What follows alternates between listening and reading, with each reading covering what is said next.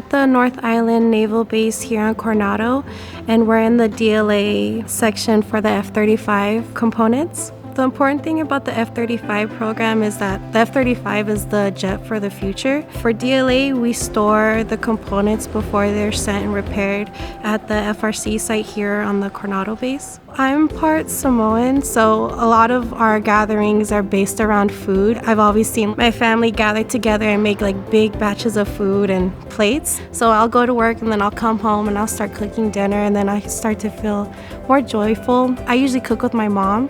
For a coworker, I always recommend to have something outside of work going on. When I feed it to my family and they're like, ooh, this is good. So that's usually when other people tell me they enjoy it. That's when I know I'm doing a good job.